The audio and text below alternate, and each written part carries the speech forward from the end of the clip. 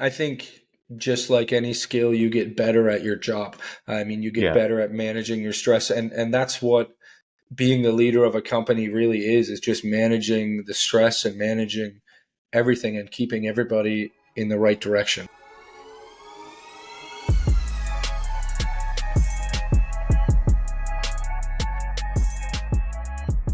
Thank you for listening to the Interesting People You Meet podcast. This podcast is sponsored by Newground Financial. Newground Financial is a full-service investment and insurance brokerage firm that specializes in employee benefit plans, corporate insurance, and retirement planning. Newground Financial serves the provinces of Nova Scotia, New Brunswick, PEI, Ontario, and Alberta. Find out more at newgroundfinancial.com.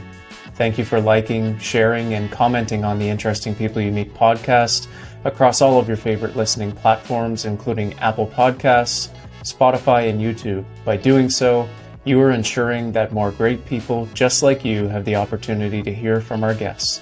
Thank you, and enjoy the show. Welcome to episode 43 of the Interesting People You Meet. We have our co-host Nathan Dover, myself, Nick Mombourquette, and our guest of honor here today, Joe Sawler from JustJoes over in Charlottetown. So welcome to the pod, Joe. Thanks for having me. Thanks. Yeah, absolutely. We really appreciate you coming on. Joe, I know that you and Nathan have a pretty good relationship, and we're grateful for you to share your time with us today. Why don't we just kind of kick it off and jump right into a question? Sure. We love to ask questions and be quiet and let you talk, so we'll do our best to do that throughout the pod here today. But it's my understanding that you recently just opened a second location of JustJoes. And I'm just curious to see, how does that impact your overall business strategy and sort of what challenges are you currently facing in managing two locations? Because I know it's probably not an easy thing. And before you jump into that, Joe, just to interrupt, give us a rundown of what JustJoes is too, just so the audience knows. Oh, 100%. Yeah. So JustJoes, a lot of people think we're a cafe or something and we sell food or coffee, but, maybe someday, but not today. So JustJoes is kind of it's an automotive repair shop. That's what we are now. We also have a developing retail and distribution side of it as well. So it's changed quite a bit over the years. When I started, we started just detailing, so washing cars was how we started. And then at one point we were a motorcycle dealership, and then we pivoted again and went solely into automotive repair. That was about 6 years ago. Now we're just kind of running with it. The two location question, Nick, it's been challenging for sure. It's kind of a weird situation on how I got into it anyway. Kind of jumping back and forth between my story and where I'm at. But, about a year ago, I found out that my landlord wasn't going to renew my lease at my current location. That's a whole other story all in that, but it was kind of shady. But anyway, we got the boot out of there. So I really I had kind of the gun to my head, and I had to find a new location for my business and to bring our employees to. So that was tricky. Anybody now, if you buy a house or looking for real estate, you know how absolutely hard it is to find anything and how expensive it is. So, that kind of brought us over to our bigger location here in Stratford. We kind of forced a little bit of expansion. But while we were looking at this little spot in Charlottetown came up, and at first I was like, it's too small. I can't move my business there. But then, I was just driving and I said, I want two locations. So, why not just make a second location and do that all at once? So for some reason, I thought not only moving my business with a gun to my head, and I thought it would be a great idea to open a second location at the same time. And that's where I'm at. So it's been fun and a lot of work, but I think we're doing good. We're in the right direction. So just to clarify too, you had the two locations. They're both the same. They're both JustJoes, but one of them is the express version. Like, tell us a little bit about the why you chose that name and how you guys are operating there. Yeah, so it's called this is in Stratford. It's now called Just Joe's Stratford, and that's we have our automotive repair, so maintenance, tires, all that kind of stuff, and then we also have quite a growing retail section out front. So we sell a lot of tools, car related things, greases, oils, kind of like like a mini Princess Auto or something like that. But then in the Just Joe's Express, we decided do a little bit do it a little bit different. It's all first come, first serve. There's no appointments there. It is staffed with Red Seal technicians, so they can do everything we can do here, except we draw the line at like smaller jobs. So if they take more than 2 hours, we don't do them there. You have to come to Stratford, and that's all to increase the turnaround time on people's vehicles. When we're at our other location during peak seasons, we're booking like 2 months in advance. So if you have an emergency in your vehicle and you call and the next available appointment is 2 months down the road, that's not very good. So kind of hoping that the Express, it's not convenient for everybody because we don't do appointments. You can't wait. You drop your car and you leave it there until it gets done. It's in the lineup. And we understand that that's not convenient for everybody, but that's kind of the same idea, or that's kind of the idea, because if it's convenient for everybody, then, you're waiting 2 months to get your car fixed. So, but it's been working so far. Every day there's people there lined up to get stuff done. So yeah, it's cool. Yeah. I guess we're going to be coming up here pretty soon to our season, so that'll be a real test. Yeah, tire season is tricky in the automotive industry. Just there's not a lot of shops around. It's an industry that has been neglected for many years, and there's quite a generational gap between shop owners of yesterday and shop owners of today. So we get a lot of people retiring out of the industry, and nobody to take their spots. So. Yeah, which makes it, everybody needs their tires off around the same time, and it makes it difficult to catch up sometimes. But I'm usually one of the last people that seem to book their appointments. And are there too much snow on the ground already, or it's like midsummer before I'm getting my switch? So. Yeah. So is my wife, except I'm in charge of that, so I don't know how that happens. Right on. Well, why Stratford? Like, what made you go over there? Was it just right spot, right location, good rent? Like. To be honest with you, it was the only location. I felt like a politician. I was pounding on pavement and knocking on doors and just asking for anywhere. It's extremely hard to find commercial space in Prince Edward Island, but Charlottetown in general. And Stratford is, for anybody not familiar with Prince Edward Island, Stratford is basically just 2 seconds away from Charlottetown. You might as well call it Charlottetown, but so I was looking in that area, but yeah, this was the only space we could find, and but yeah, it's quite an expansion. I'm going, about 3 times my original rent is what I had to move to. So when that comes, it means you had to expand quite rapidly to keep up. So, but I'm happy. Stratford's a growing spot, and yeah, it's growing on me for sure. Yeah, I mean, you kind of talk about there's a lot of, I guess, changes in the automotive industry right now with there's probably a lot of older business owners, a lot of younger business owners. So technology is something that I'm sure you, as a younger guy familiar with tech, you I would guess putting the gas on.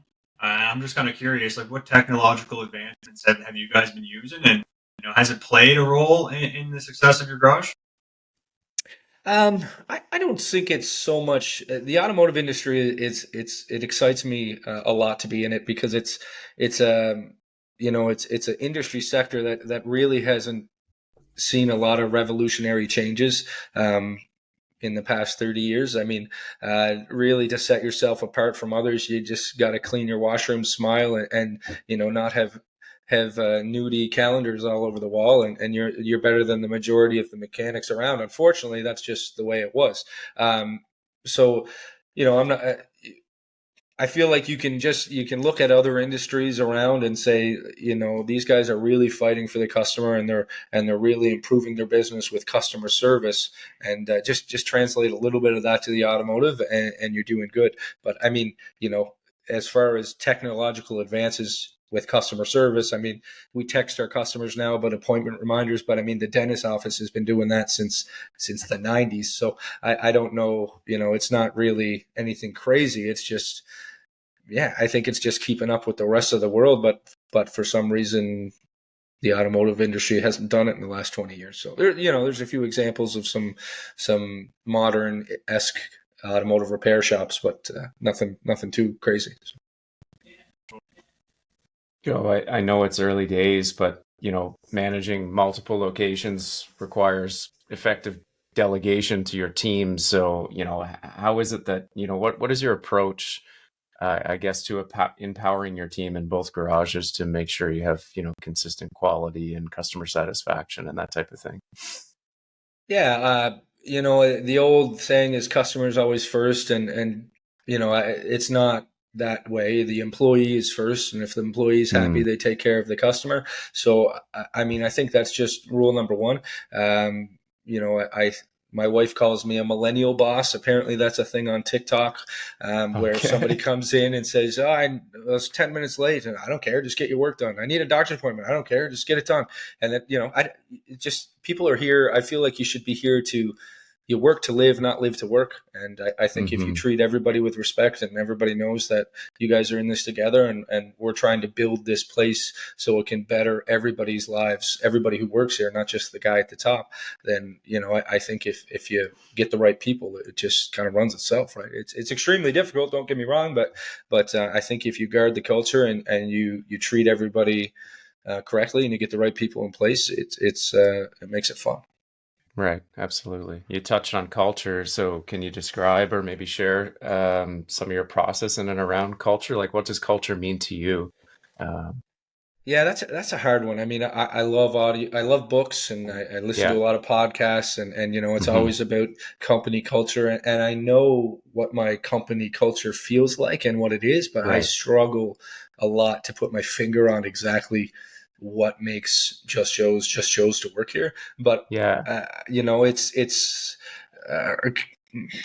no one. And again, I don't really know because it's not one individual thing you do. I mean, I think it's you got to focus on paying people a fair wage. You got to recently, thanks to you guys, we were able to have a benefit program for my employees, and we're fully funding that now, which isn't super common in my world. But I feel like if I would want my employer to do that for me, to be fighting to save me money, to be fighting to make my life better, because is all I can do as an employee is come to work and do my best. But as an employer, your job is to make sure that they are getting rewarded more and more each day for their best. And I think that kind of contributes to the culture as well. And it's fun. I mean, we've grown quite rapidly. I think last year I had 6 employees, and now I'm going up to 15. Like we keep moving quite rapidly. And when you get the wrong person in the place, it's,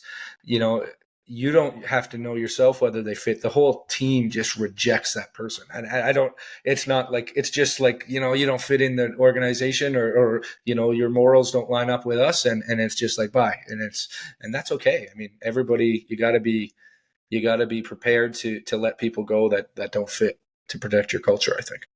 Yeah, I really like that comment. Like it's almost how it feels when you walk in the door, right? It may be hard to put your finger on it, but you just kind of know, right?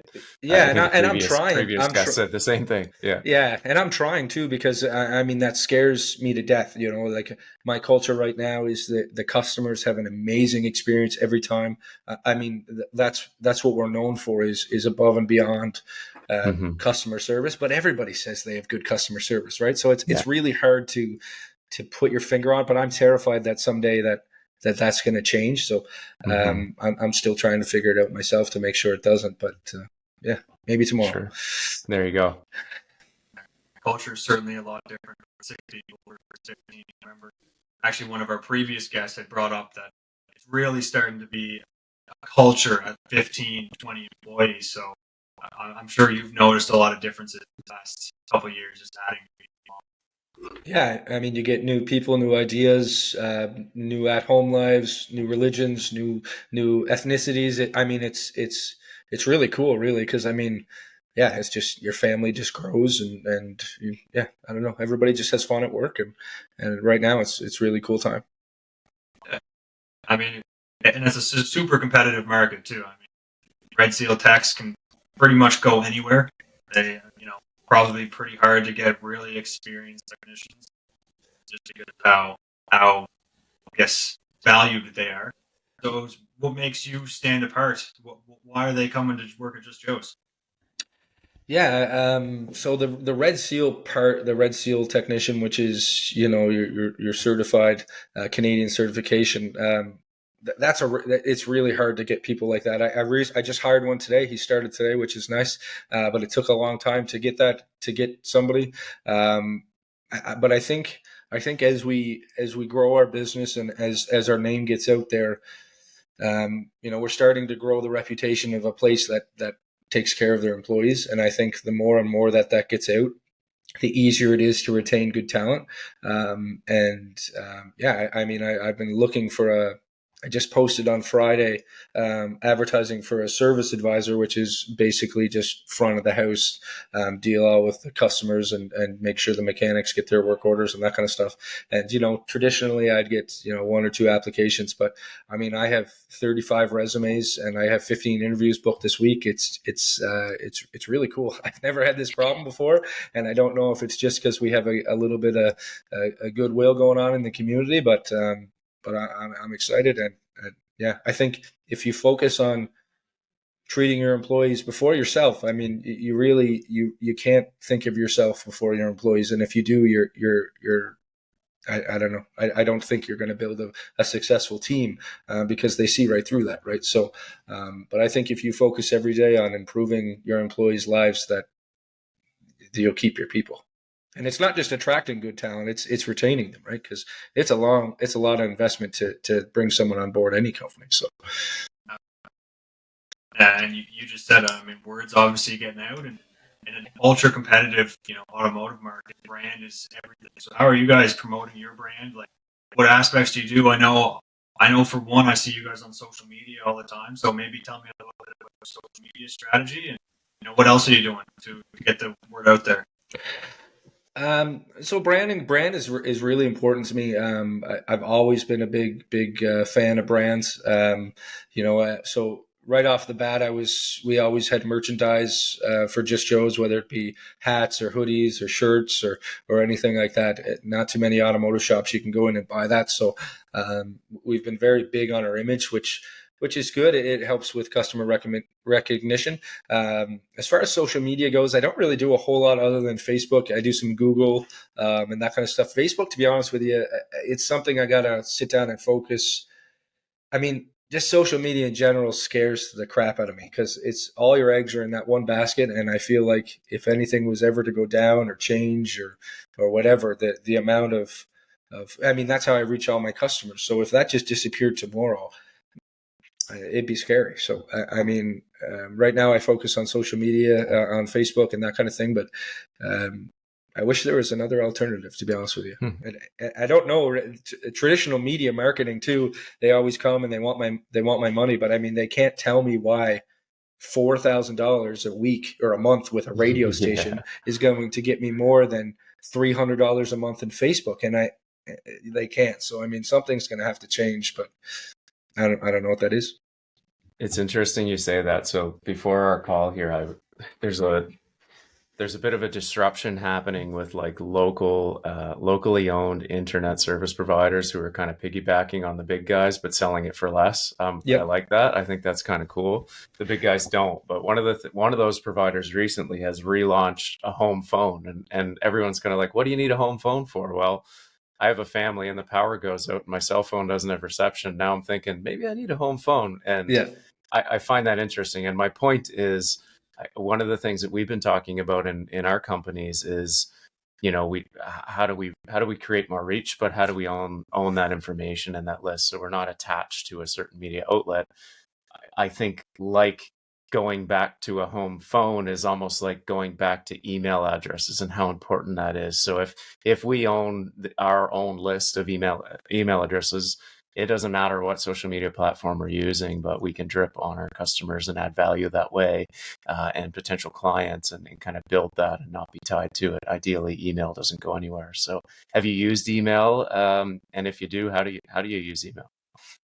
I've used it a little bit in the past. Like, I think it might be easier in certain industries, like, definitely B2B email is a bit more everyday use, and Mm-hmm. B2C, I find it difficult because I myself hate giving my email to people because I know it's going to Yeah. be filled with spam. So Right. I feel bad for asking the person for their email address because I don't want to be that guy, right? So, Yeah. Yeah. but you don't get it unless you ask for it. I Right. understand that, but it's just I do find it tricky, but 100%, yeah, like that's why I think websites, your own website is super important. Mm. Updated regularly because your website's never going to go anywhere unless the internet does. But if it does, we have bigger problems. Yeah. So that's the case. But yeah, mailing lists for sure is a good way to do it. So Yeah, it's interesting. I think of like another company here.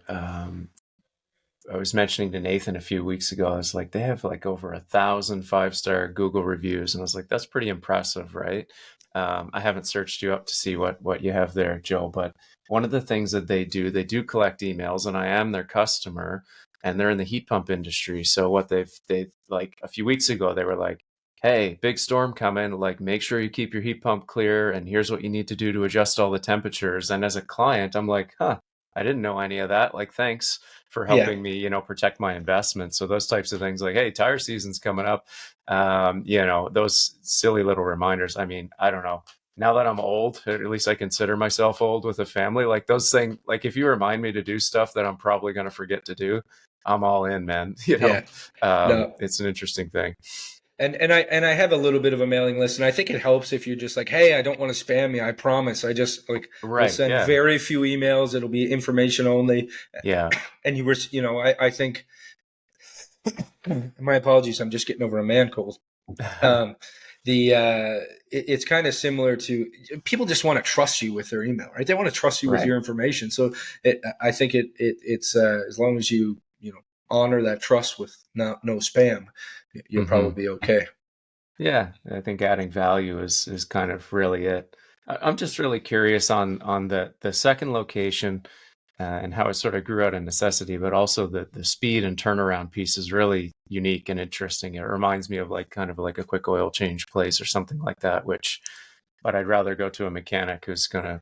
Anyway, we don't have to go down that road, Yeah, but yeah. No, well, I think you know I, what I'm talking about. yeah, yeah, Yeah, and do that's it and right that's and not break my car, basically, or at least be concerned about that. yeah, 100%. And we have those here too. I mean, Yeah. they have their place, but again, it's my business my business model in general is just, and again, I'm trying to. I don't know if you've ever read the book "Find Your Why." It's Yeah. by I think Simon. I can't remember the author's name, but Hmm. basically, just there's one reason that should drive every decision you make in business, and I'm still struggling a little bit to put my finger on it, but at the end of the day, it's trust, right? So if I can't if my action does not build trust with my customer, then it doesn't belong. So I find that's the problem with those quick lubes and those oil changes, because their business model is built on over upselling the customer, right? Hmm. And that goes against everything. You don't build trust by upselling. I don't care what anybody says. So if they have to make their money by upselling, then why do you trust them to do anything else in your interest other than that? So it was important for me to distinguish myself as not a quick lube or anything like that. That's why we're a Hmm. motor vehicle inspection station, and we have Red Seal mechanics there, and we can do everything. We just limit you could do brakes and tires and an oil change and be in there all day, but we're not going to get into like major electrical diagnosis or power steering racks, or we try to do things that are going to ground your car and not let you get to work in the morning, or to go get the groceries or pick your kid up at daycare or something like that. So, Right. yeah. Awesome. I mean, it's kind of cool. We've known each other, Joe, for probably about actually pretty much 2 years now. And interestingly enough, I was just growing my business, and I actually don't think you know this, but you were actually, or Just Joe's was actually my first client ever in the Oh, perfect. world, which is so crazy. Yeah. Obviously, it's changed a lot since then, but it's really cool seeing you guys grow, like from like you just said, 6 people to 15 people, opening locations.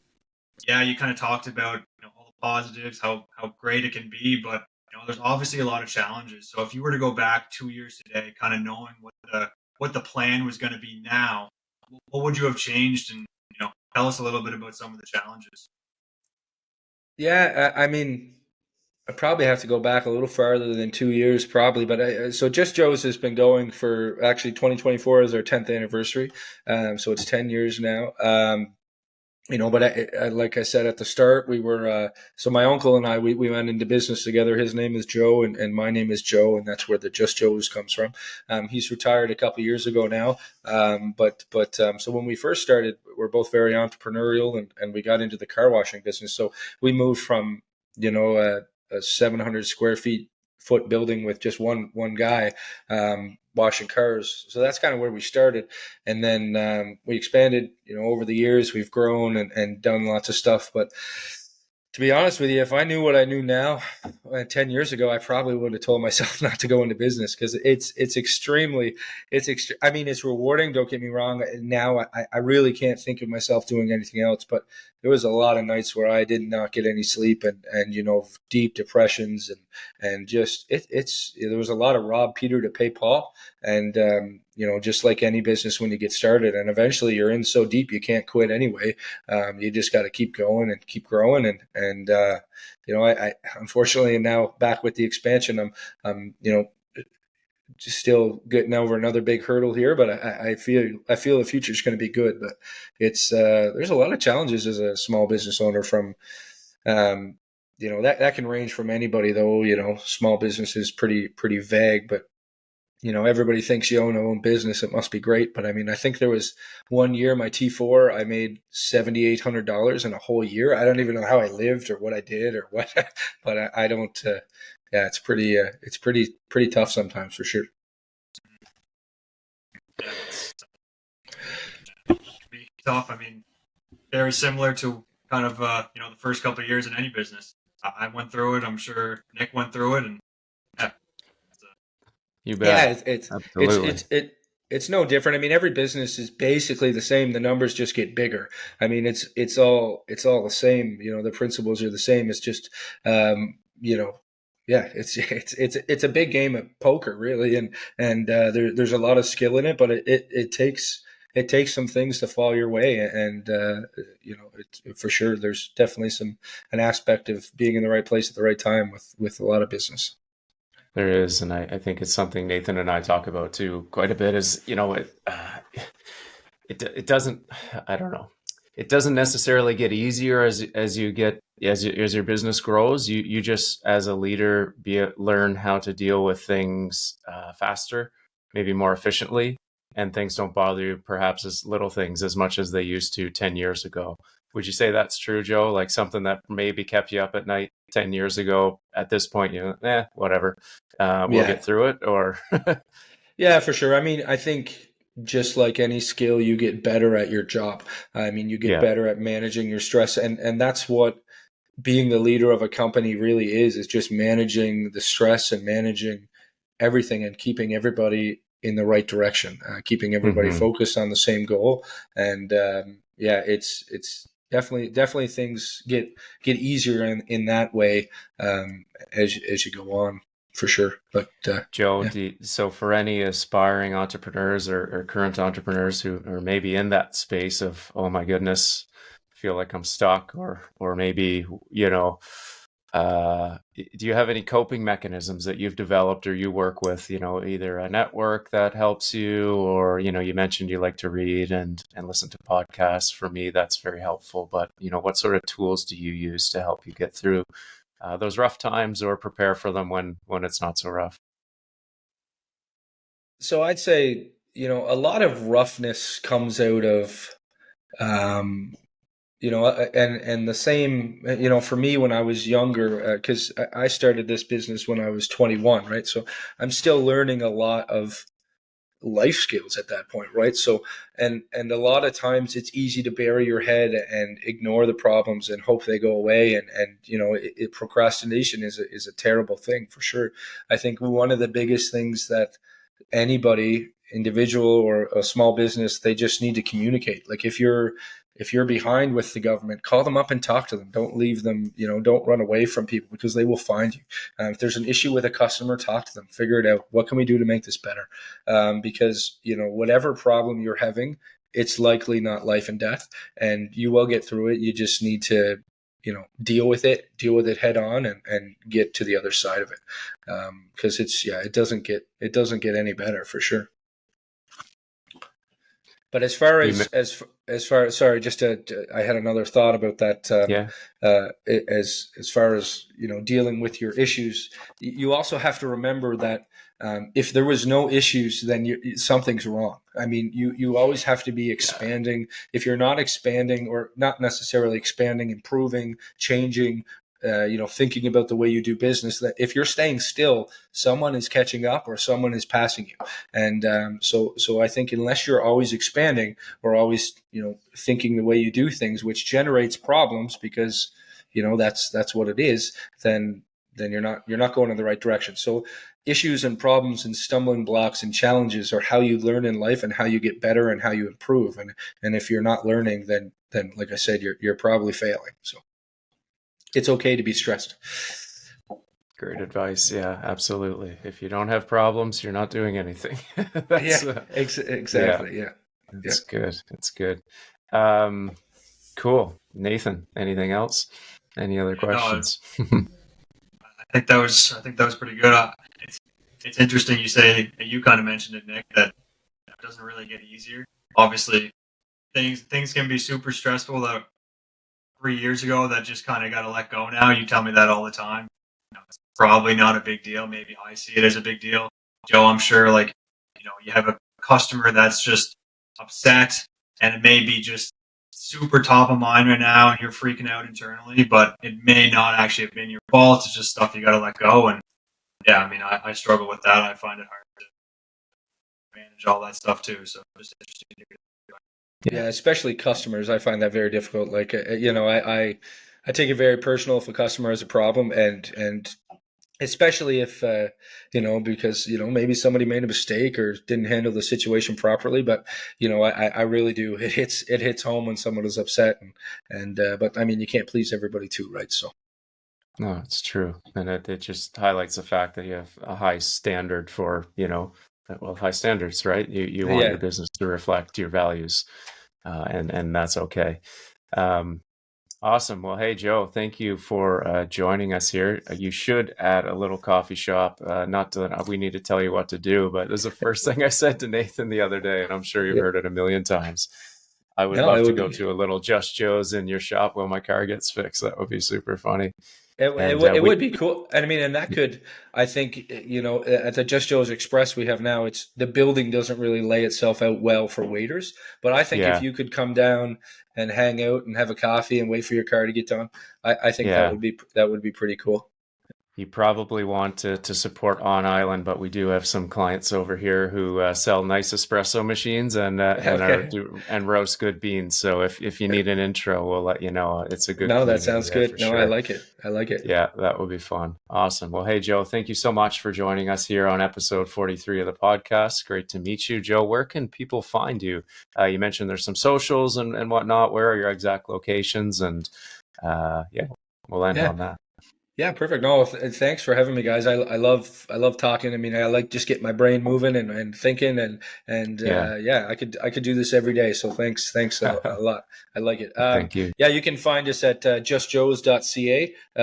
For some reason you want to talk to me, it's Joe at justjoes.ca. And then you can just search up Just Joe's on Facebook or Google. You'll find us there, either Just Joe's Stratford or Just Joe's Express. And if you're ever over in the island, stop on by. Change your oil, grab a t-shirt, something like that. But thanks again, guys. And I really appreciate it. Yeah, absolutely. Thank you.